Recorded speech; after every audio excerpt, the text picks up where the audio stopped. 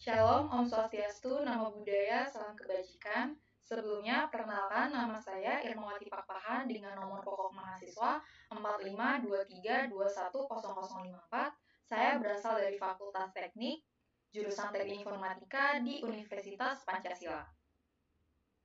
Tujuan dari pemaparan yang saya akan lakukan adalah untuk memenuhi tugas teori algoritma dan pemrograman yang diberikan oleh Ibu Dr. Anda Sri Rezeki Chandra Nursari, Magister Ilmu Komputer selaku dosen pengampu. Dan tujuan saya lainnya untuk memberikan penjelasan kepada teman-teman tentang repetition khususnya di bagian for. Aku mau jelasin ke teman-teman apa sih itu repetition. Repetition atau perulangan ataupun looping adalah struktur algoritma yang memungkinkan adanya statement atau aksi yang dijalankan berkali-kali sampai kondisi perulangannya terpenuhi. Struktur repetition sebenarnya ada 4. Ada while, do while, for, dan nested for atau for besar. Tapi di dalam video ini aku akan menjelaskan ke teman-teman struktur repetition di bagian for saja. For itu ada bentuk umumnya. Yang pertama ada for, awal, akhir, peningkatan, dan statement. Kalau awal ini memberikan nilai awal suatu variabel untuk perulangannya. Dan kalau akhir, memberikan nilai akhir suatu ungkapan yang menunjukkan suatu kondisi yang harus dipenuhi.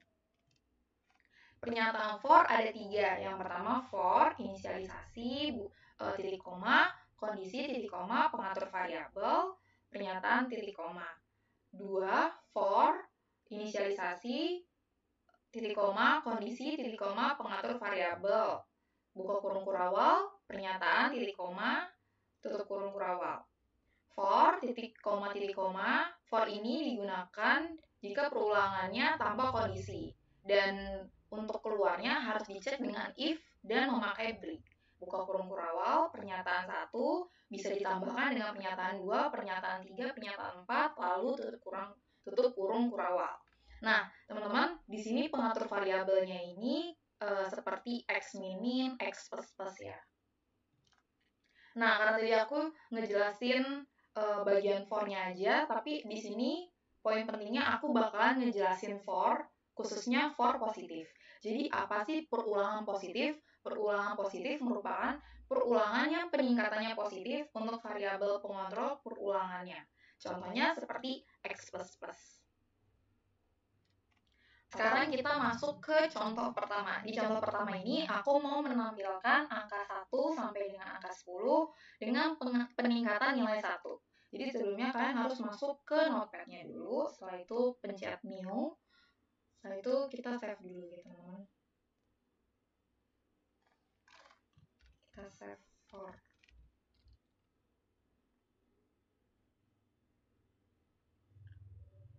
Baru save as tipenya ini C++ source file ya. Baru save. Nah, di sini kalian ketik hashtag include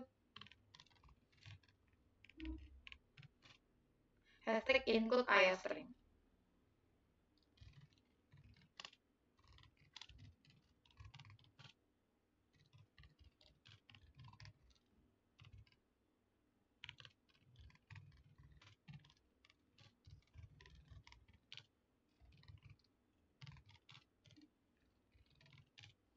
Jadi, hashtag include IOStream ini yaitu perintah yang digunakan untuk memasukkan header file IOStream ke dalam program.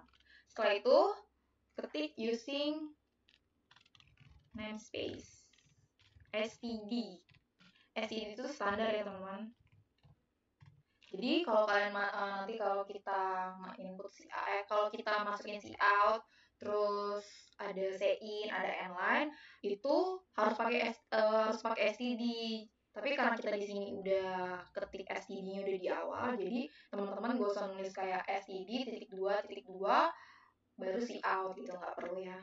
Langsung aja cout. Baru masuk ke int main. Itu gunanya sebagai titik awal eksekusi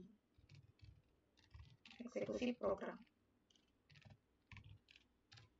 Setelah itu buka kurung kurawal, int angka. buka kurung kurawal ini blok kode, yaitu blok kode. Nah, INT angka ini itu integer ya teman-teman. INT itu singkatan dari integer. Itu tipe data. Jadi tipe data bukan integer aja, tapi ada char, ada long gitu. Baru kita masuk ke cout. Nah, karena kita udah pakai std di atas nih, jadi kita nggak perlu lagi nih nulis kayak std kayak gini, nggak perlu, karena kita tadi kan udah masukin std-nya di awal. Cout menampilkan angka 1 sampai dengan 10.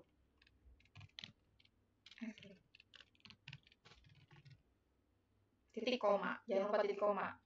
Baru cout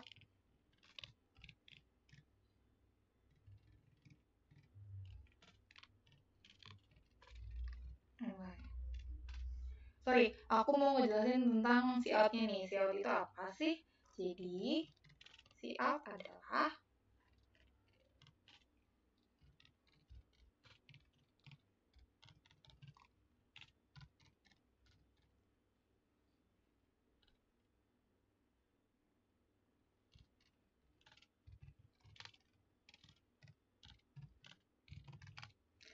cout ini sebagai objek untuk menampilkan output data ke CMD. Jadi kalau udah kalau udah di running nih nanti ini masuk nih ke CMD-nya, kayak menampilkan angka 1 sampai 10. Baru endline. Endline itu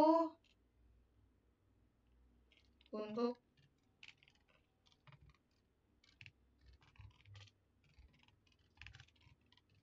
memindahkan ke baris baru. Tapi endline itu intinya ya teman-teman, itu sebagai enter. Jadi dari garis satu ke garis lainnya.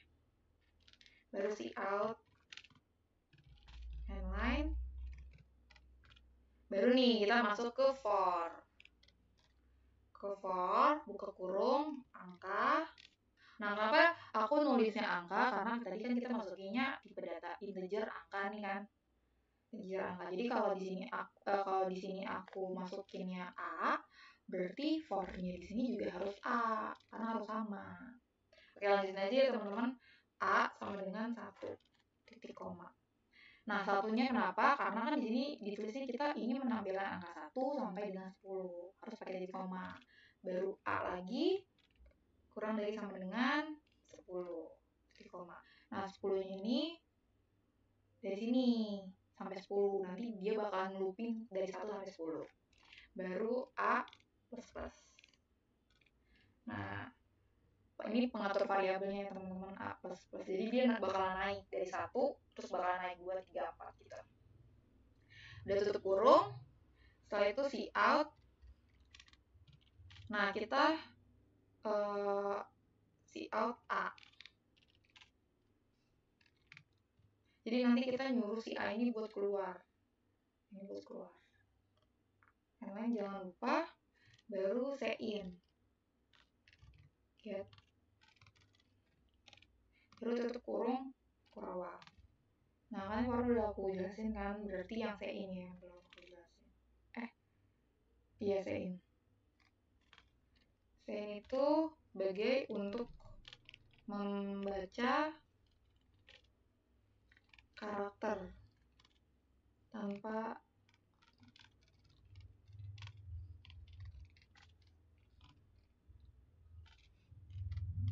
jadi in get ini untuk membaca karakter tanpa perlu menekan tombol. Nah, tadi karena kita udah bukanya dengan buka kurung kurawal, kita tutup juga dengan tutup kurung kurawal. Ini sebagai akhir dari program. Jadi kalau kita udah selesai nih programnya, kita harus tutup lagi nih teman-teman.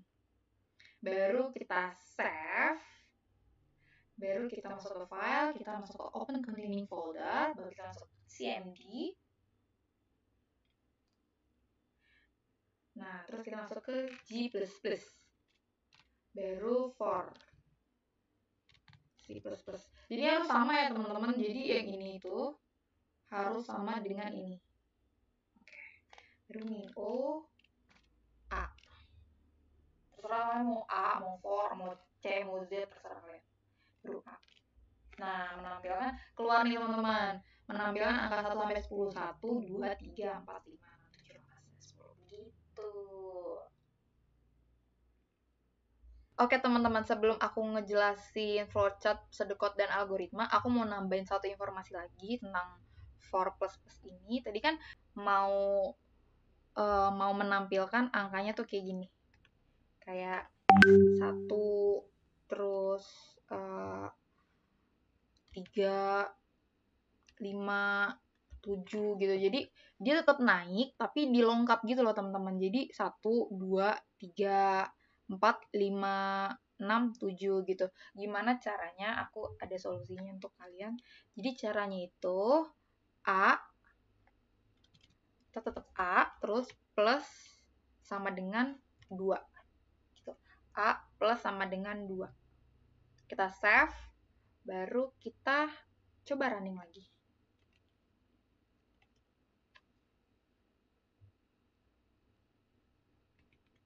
Nah, keluar kan teman-teman? Hasilnya kayak gini. Sorry.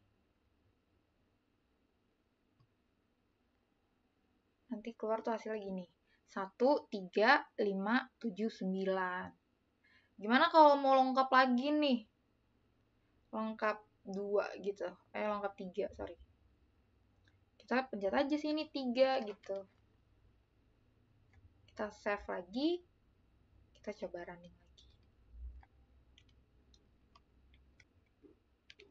Tuh, 1, 2, 3, 4, 5, 6, 7, 8, 9, 10 gitu teman-teman.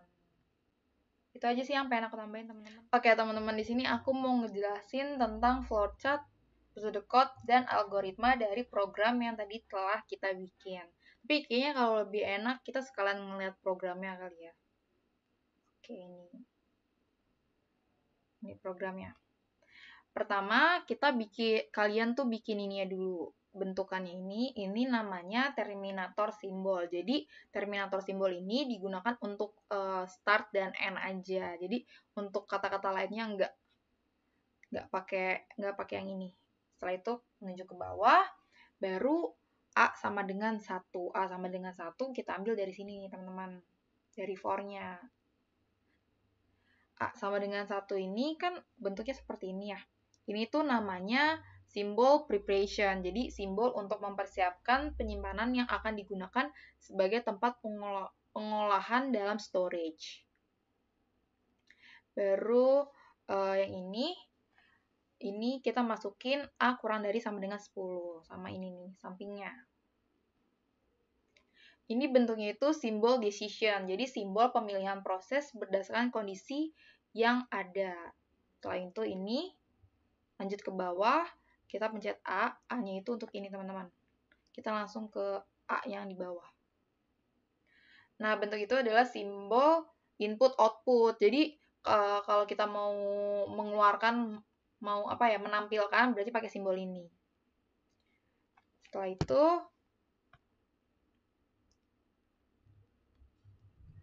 pakai ini A. Ini adalah processing simbol. Simbol yang menunjukkan pengolahan yang dilakukan oleh komputer. Ini A++ ya teman-teman. Aku lupa nambahin plus-plusnya. Oke. Kayak gitu. Baru di sini N. Kenapa N-nya di samping? Jadi gini teman-teman. Ini semua diproses. Tapi kalau semisalnya nyampe di sini salah, berarti dia langsung keluar, langsung selesai.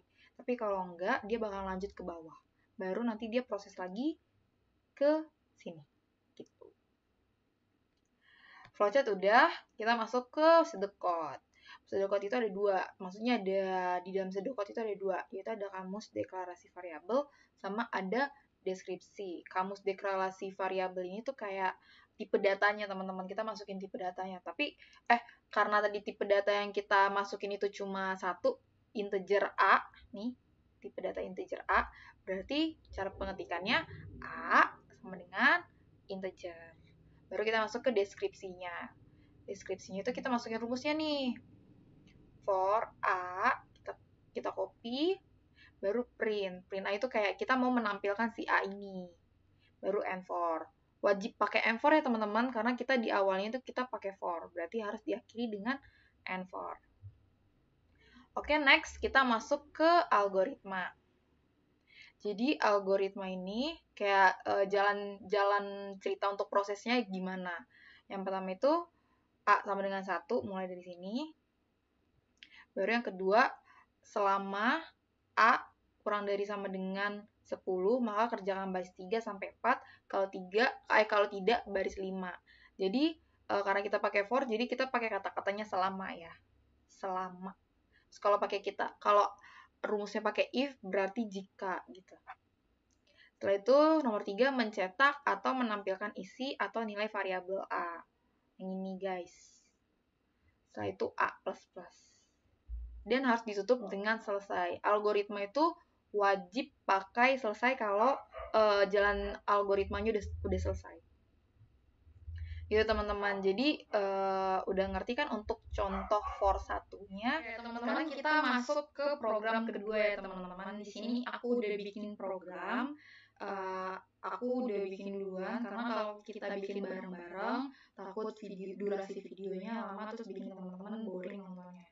Jadi di sini aku bikin program untuk melakukan proses pengulangan sebanyak 5 kali dengan nilai awal itu R sama dengan 1, baru rumus for-nya, for I sama dengan 1, I kurang dari sama dengan 5 itu karena kita mau melakukan pengulangan sebanyak 5 kali, baru I++, menandakan kalau dia terus bertambah gitu. Baru dengan rumus atau prosesnya yaitu R sama dengan R dikali 2. Dan menampilkan data ke I itu kayak data ke berapa nanti. Setelah itu nilai akhirnya kita melakukan print R, menampilkan R. Oke, kita langsung ini aja kali ya teman-teman, kita langsung run aja, langsung running.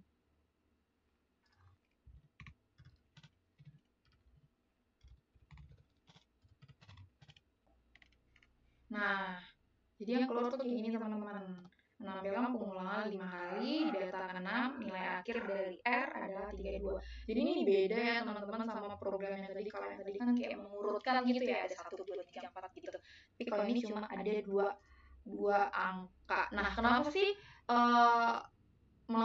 data ke-6 terus nilainya itu 32? Ini tuh ada manualnya. Jadi aku sekalian jelasin manualnya teman-teman. Di sini ada R sama dengan 1 nih, kan? Terus pakai rumus R sama dengan R dikali 2. Dikali 2. Berarti kalau kita masukin R-nya jadinya kayak gini. R sama dengan 1 dikali 2 sama dengan 2. Baru kita masuk ke R sama dengan 2 nih.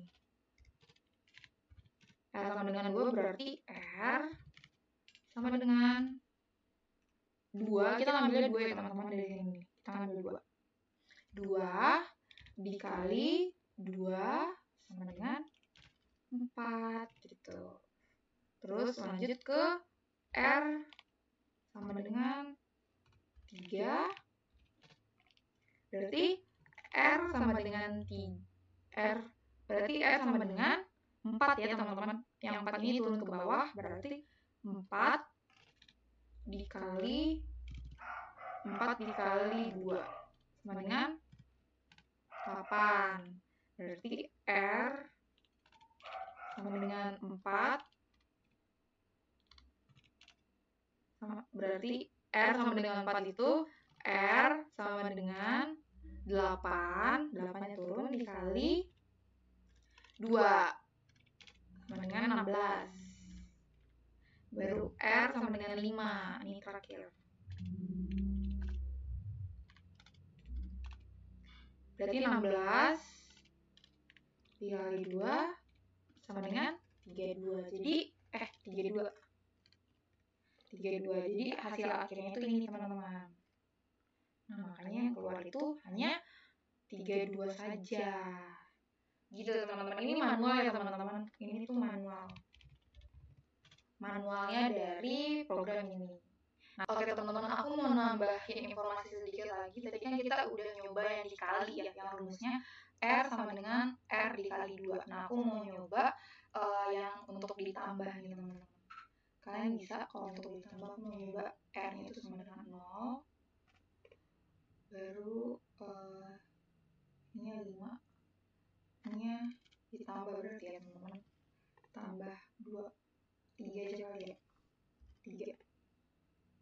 Berarti manual yang akan kita bikin itu nanti R sama dengan 0.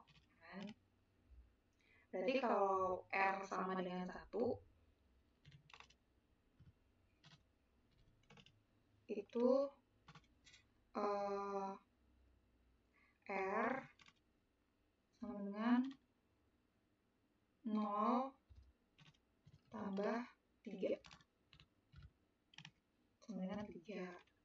Lalu R sama dengan 2. 3-nya turun ya teman-teman. 3 ditambah 3 sama dengan 6. Kita nyoba yang R sama dengan 3. 6-nya turun ditambah 3 di 9. Berarti kita coba lagi. R sama dengan 4. 9-nya turun ditambah 3. 12. Berarti R sama dengan 5. 12-nya turun ditambah 3 sama dengan 15. Oke, nanti hasilnya itu pasti 15 nih teman-teman. Jadi kita running aja dulu.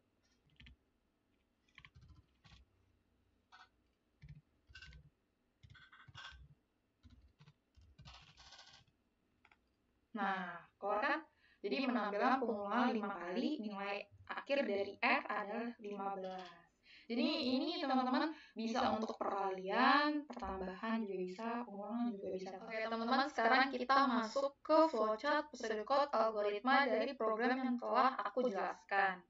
Oke, kita sekarang melihat programnya aja kali ya. Nah, sesuai dengan yang tadi aku jelasin, ini adalah star menggunakan terminator simbol. Jadi terminator simbol itu untuk star aja ya, untuk start dan end, untuk awal dan akhir. Setelah itu kita masuk ke simbol preparation. Ini untuk konstanta ya teman-teman. Jadi ada I sama dengan 1 ini, dan R sama dengan 1 ini. Baru kita ke bawah. Ke bawah itu adalah simbol decision. Jadi simbol decision itu yang untuk ini. Ditaruh untuk ini ya teman-teman. Baru ada simbol input dan output. Jadi ini tuh kayak untuk memproses gitu loh. Untuk memproses.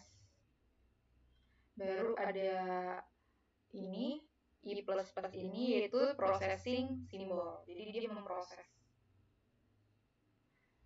Terus ada juga ini yang simbol input outputnya. Baru diakhiri dengan N. Pakai terminator simbol lagi. Nah, jadi ini bagiannya tuh gini. Kalau dari start, masukin ke konstantanya, baru kita proses terus. Nah, kalau misalnya di sini salah, dia bakalan input output I dan R, setelah itu dia bakalan keluar. Tapi kalau dia benar, dia bakalan ngelooping. Dia bakalan ngelooping lagi. Itu teman-teman. Kita masuk ke pseudocode-nya. Pseudocode ada pseudocode-nya dua tadi kan, ada kamus atau deklarasi variabel. Isinya itu tentang tipe data.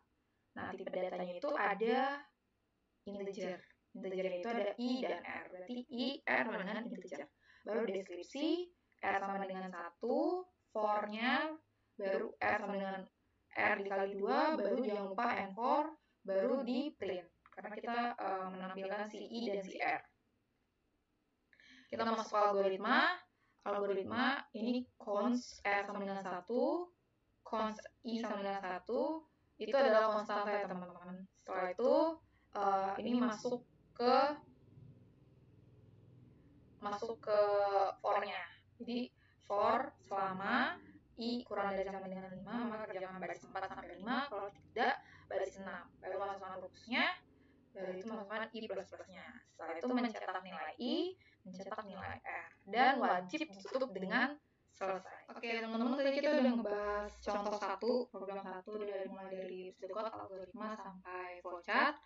Terus contoh 2 juga udah, ini juga udah.